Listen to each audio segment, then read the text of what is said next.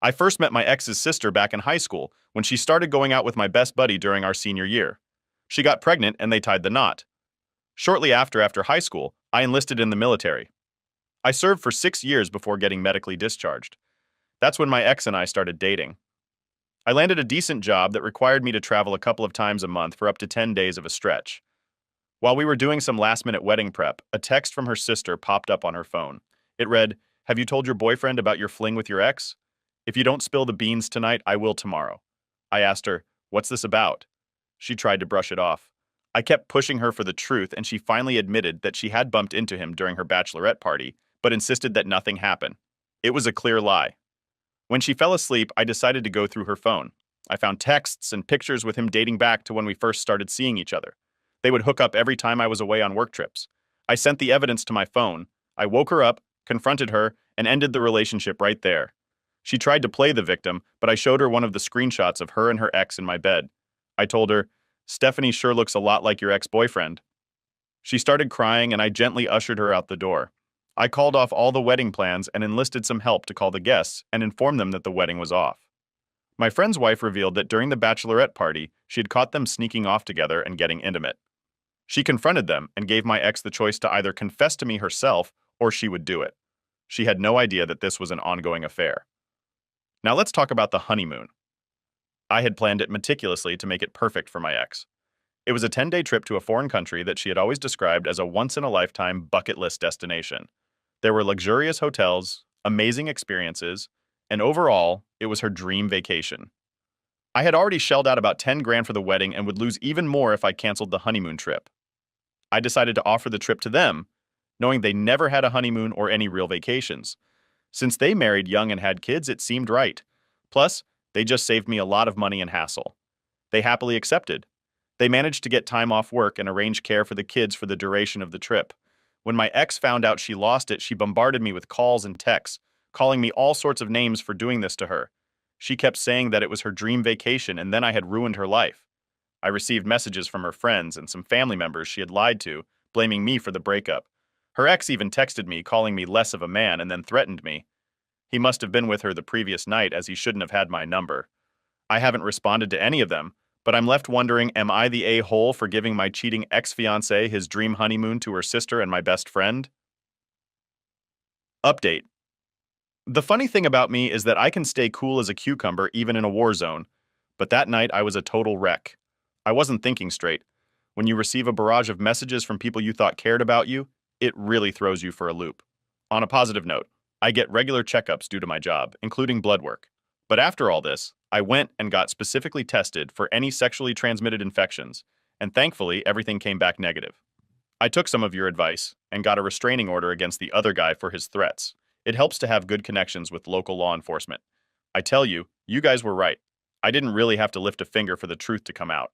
The night after she found out about the honeymoon, she showed up at her sister's place, banging on the door and demanding all the trip details. When she was denied, she lost it. She was screaming, yelling, and eventually got detained when the neighbors called the cops. The cherry on top during her meltdown, she confessed that she was just using me, that she never loved me, and admitted to sleeping around behind my back. Did I mention it was all caught on camera? Thank you, doorbell cam. They posted it. I started getting apology messages from her family, but nothing from her friends. So I sent them screenshots of the messages and a PG-rated photo. The messages also included her bad-mouthing most of them. After that, the other guy showed up at my house trying to break in and talk to me. He was drunk. I gave him a light lesson in self-defense and carefully restrained him. The police came and he was arrested. I also have cameras with audio, so he's looking at charges for assault, attempted breaking and entering and violating a restraining order. So she's lost most of her family, friends, spent a night in jail, and her affair partner is heading to jail. I managed to land a contract for a month, which includes bonuses and a chance to get out of the country. I'm hoping this will help clear my head, and when I return, I'll be in a better place mentally. Story 2. As for my friend and his wife, they left today, Monday, for the trip. I managed to get some of the more personal details of the trip changed to their names. I also arranged for the hotel to place a cheap camera and a note saying, "Remember to make lasting memory and document the journey." Second story. All right, folks, gather around for a story that's about to be as scandalous as a sizzling beef patty on a hot skillet. Now, let me start by saying that I'm usually a laid-back kind of guy. Always have been. But my ex-wife She had a different perspective on our marriage. She seemed to treat it more like a lucid question rather than a true commitment. Quite a character, I tell you. It all began when I discovered that my dear spouse was having an affair with a fellow member from our fancy country club. Can you believe it? Our own damn country club, where we spent countless Sundays playing golf and enduring those never-ending brunches. And guess who it was? None other than Frank, the husband of that obnoxious duo, Frank and Darla. Quite the soap opera, isn't it? Now, how did I uncover this secret? Well, it wasn't through some sneaky private investigator or a sudden burst of supernatural intuition. It was all thanks to her own incompetence. She had foolishly stored revealing photos and lovely emails in a secret email account on her phone, thinking she had covered her tracks. She believed she was the modern-day Mata Hari, but boy, was she wrong. When I confronted her, she played the innocent card, denying everything until I laid my cards on the table. The photos, the emails. It was like witnessing a fragile porcelain doll shatter into pieces. All her facade crumbled, and she begged for my forgiveness. Quite the performance worthy of an Oscar, but I wasn't buying any tickets to that show. I made it clear to her that she was only sorry because she got caught, not because she genuinely regretted her actions. Her face turned pale as white as a sheep. She asked me what my intentions were. I responded with a satisfying silence. It felt like being in a battle and you wouldn't give away your strategies to the enemy, right? That's exactly how I saw it. I had declared a silent war that lasted a week. I acted as if everything was normal, while she was a bundle of nerves, stumbling over her words and making more mistakes than a beginner juggler. Behind the scenes, I remained calm and collected. Setting my plan into motion, I initiated the process of filing for divorce and had my lawyer working on the necessary details. I hadn't revealed this little piece of information to her yet, keeping my cards close to my chest. Then the perfect opportunity presented itself. The quarterly banquet at the country club. Frank, the club president, and his irritating wife Darla were always by his side. I volunteered to give a speech at the event. I could practically hear my wife's heart pounding in her chest when I informed her. It was like watching a deer caught in the headlights, fear evident in her eyes. The day arrived, and there we were, dressed up to the nines, sitting among the town's elite. As I stood up to take the stage, I noticed my wife's knuckles turning white, clutching the tablecloth as if it was her lifeline. I began my speech by discussing the importance of taking control of one's life and not allowing circumstances beyond our control to shape or define us. Talk about irony, huh? The highlight of my speech involved distributing envelopes to everyone in the room with strict instructions to wait for my signal before opening them. The tension in the air was so thick you could practically slice it with a knife. All eyes anxiously shifted between the envelopes and me. My wife's expression resembled someone who had just encountered a ghost. Beads of sweat trickled down her forehead as she tightly held onto her unopened envelope while my speech reached its conclusion. Finally, I gave the command. The room fell into a hushed silence as members of the country club tore open their envelopes and then chaos erupted. The envelopes contained the very pictures and emails I had discovered, exposing Frank's betrayal for all to see. My wife's deceit was laid bare, and poor Darla was left in a state of shock, witnessing her husband's treachery. All the skeletons that had been hiding in the closet were now dancing under the harsh spotlight. Frank appeared as if he had just swallowed a bug, his face turning a sickly shade of green. As for Darla, she stared at the photos as if they were some extraterrestrial artifact, her face transitioning from pale to flaming red. In my wife, well, she found herself right in the eye of the storm, her wide eyes reflecting pure horror. The aftermath was just as chaotic as you can imagine. Frank, the once beloved club president, was swiftly stripped of his title. Faster than a race car, zooming down a straightway in the span of a single evening. He went from being the top dog to the town's biggest outcast. Darla was inconsolable, her sobs echoing through the hall. The realization that her husband had been playing her for a fool hit her harder than a ton of bricks. Now let's talk about my wife. She was quite the social butterfly, always surrounded by her circles. But all of that came crashing down in an instant. It was like witnessing a queen being dethroned. The news spread like wildfire throughout our town, and she became known as the Home. The shame and humiliation were evident on her face. And I have to admit, I took quite a bit of satisfaction in that. Okay, let's be honest. I reveled in it. But the icing on the cake was when I announced my resignation from the club. Can you imagine? Not only did they lose their president, but they were also losing a long-standing member like myself. The room fell into a heavy silence. So quiet you could hear a pin drop. My wife looked at me with a mix of shock, betrayal, and desperation. But I had cut all ties with the club and with her. I packed up my life, took my online business, and relocated to a new city. It was a fresh start. Leaving behind all the drama, lies, and heartache, my wife was left to face the consequences of her choices. And as for Frank, well, let's just say he had his own battles to fight. As for me, I finally gained my freedom from a toxic relationship in a suffocating town. In the end, you could say that my revenge was also satisfying, like indulging in a warm chocolate souffle fresh out of the oven. There's something satisfying about reclaiming control of your life and standing up for yourself. Maybe some would call it petty or harsh, but in that moment I felt empowered and back in the driver's seat. No regrets, just valuable lessons learned in a future filled with endless possibilities. Now let's catch up on what's happened 1 year later. Time for an update on everyone's lives. Let's start with the aftermath of my little surprise at the country club. Surprisingly, the divorce proceedings went smoother than anticipated.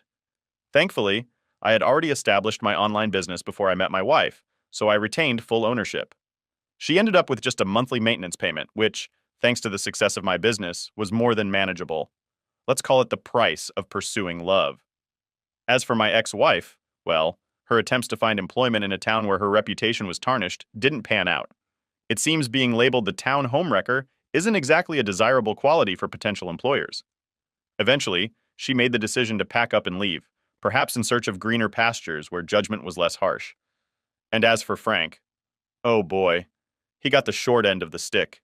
His divorce was far from favorable, resulting in him losing a significant portion of his business to dog.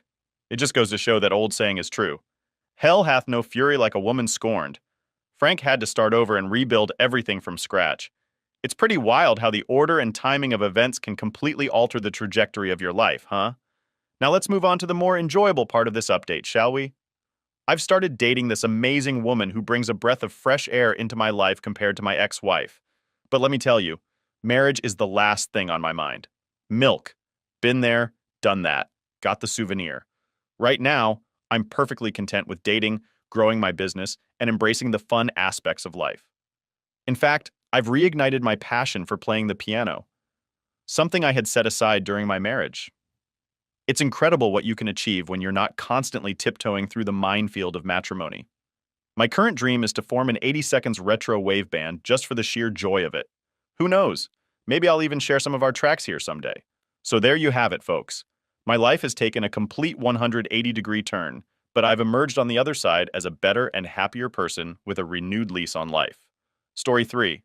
Always remember that it's never too late to regain control and live life on your own terms. Well, luckily, Frank managed to escape with less damage than most people would. What do you all think? That revenge result was quite satisfying, but do you have any ideas on how it could have been even more impactful? I guess I'm not really sure what I'm hoping to get out of this post. Maybe I'm looking for someone who can make sense of why someone would cheat just 3 months before their wedding and with a total deadbeat at that. I thought this might be a good place to spill the whole story and get it off my chest.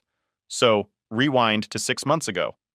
I walked in on my fiancée in bed with my buddy's brother just 3 months before our wedding, and a few months before that, my fiancée had lost her job. Ever since I've known her, she's had a bit of a rough time holding down a job. She's never managed to stick with one for more than a year. Either she gets fired or she quits. And it was never her fault. Or so she said. I always believed her because, well, I loved her. When you're in love with someone, you tend to give them the benefit of the doubt, and you put up with a lot more of their nonsense. I ended up giving her a part-time job at my shop since I was the owner. It didn't take long for me to realize why she had such a hard time keeping a job. She was always late, always had an excuse, and never had the discipline to finish a task. She'd rather chat and socialize than work, but I looked past all these flaws because, well, I was in love with her. She was my first love, my first kiss, my first everything. We've grown so much together over the past 6 years. Sure, we had our rocky moments, but I genuinely believed she was the one I wanted to spend the rest of my life with. I couldn't and still can't imagine anyone else in my life. But she's left me with no other choice. 3 weeks before D-Day, we had our wedding shower. It was nerve-wracking, stressful and all that, but we really did have a great time. We appreciated all the family and friends who came to show their support. It was our first event leading up to our May wedding, and it made everything feel much more real. During that time, we were often visiting the house of my best friend, whose younger brother had recently moved in with him. My fiancée struck up a friendship with him. This 21-year-old, let's call him Brendan now. Brandon is my best friend's younger brother, so even though some folks might raise an eyebrow at their partner being pals with someone of the opposite sex, I didn't think much of it. Brandon was living with his brother in a 2-bedroom house. He didn't have a job, so his brother was letting him crash there since he had the extra room, and Brandon wasn't keen on living with their mom anymore. Brandon's a pretty quiet, shy, and socially awkward guy, my fiancée being the social butterfly that she would always say she was just trying to help him come out of his shell whenever she hung out with him. I'm a business owner running a shop, and I work long hours, especially with the wedding expenses looming. Most of the guests coming to the wedding are from my fiancé's side. The only income my fiancée has is what I pay her for, her part-time work with me. So I'm footing the bill for 100% of the wedding expenses. All my fiancée was responsible for was the planning. My best friend is also in the same business as me, albeit on a smaller scale, and we sometimes share or borrow equipment from each other a few months before our wedding. My fiancée started taking some hours off work. Her go-to excuse was always that she was planning something for our wedding. She'd use any excuse she could, and our wedding was no different. I knew that was a load of baloney, but I usually let it slide and ignored her because I didn't need her help most of the time until it became a habit. One day I needed to grab something from my friend's house. He'd borrowed one of my tools and left it in his garage. He was swamped with work, and since I needed it as a peek, I decided to swing by and pick it up myself. He told me that Brandon was home, but he might be sleeping because he's jobless, so he didn't want me knocking on his door all day. So he gave me his keys to let myself in and grab what I needed from his garage. I closed my shop before I left because I didn't have anyone to watch my store. My fiancée made her usual excuse that she was going to meet the planner for our wedding. It was supposed to be a quick drive to my friend's house.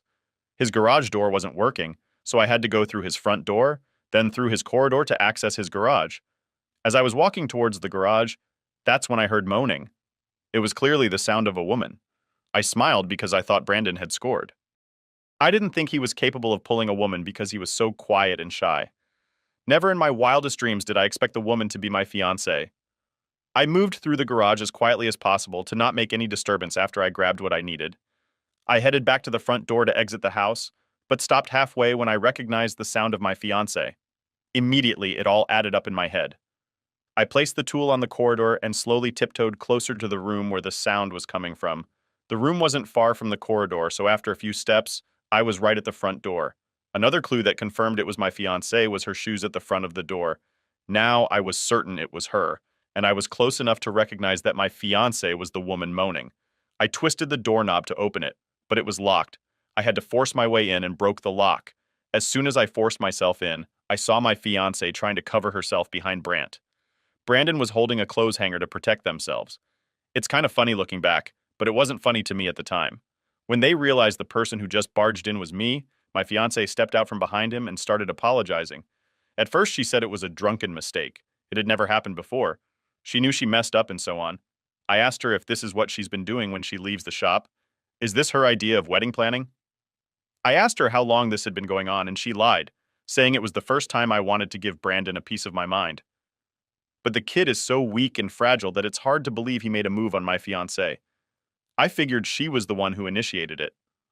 I remember feeling a deep pain, realizing that for the past few months, I'd worked so hard to make enough money to pay for the wedding. And here she was messing around with another guy. Nothing hurts more than finding out that all my efforts have been in vain. We were arguing in Brandon's room when he slipped away. I realized that having a conversation with her was pointless because she was lying through her teeth, even though she'd been caught red-handed. The more she lied, the angrier I became. And it started affecting me physically. My knees were shaky, and they felt like they would buckle. I started hyperventilating and stormed out of my friend's house to get some fresh air. I rang my buddy and spilled the beans about what I just discovered. I asked him how long he'd known about this. He swore on his daughter's life that he was as shocked as I was. I was at a loss for what to do next. I didn't feel like heading back to work that day, so I hit the bar to grab a drink and clear my head. My friend tried to reach me, but I was too lost in my thoughts to answer. I felt like a complete fool for not suspecting anything. I felt like a dunce for trying to marry someone I thought I knew. After being together for 6 years, I thought that was enough time. My love for her had blinded me to her true colors. She could be selfish and demanding, and sometimes she'd put me down in front of our friends. But man, I was so head over heels for her that I didn't notice these flaws. All her negative traits started to stand out. Things that I was totally blind to before I caught her cheating. Now they were as clear as day.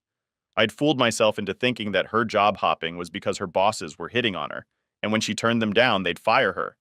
That was one of the many excuses she'd feed me, and I swallowed it hook, line, and sinker because I was in love with her. In the days that followed, She tried to convince me that we didn't have to call off the wedding and that she would never talk to him again. She said that I'm the one she wanted to be with, and that she did this because I wasn't giving her the words of affirmation and affection she craved. And then I was always working. I told her that someone has to work around here. I was working for us to have a wedding, and Brandon was always available because he's jobless. I can't help but believe that this affair has been going on for a while. She insists.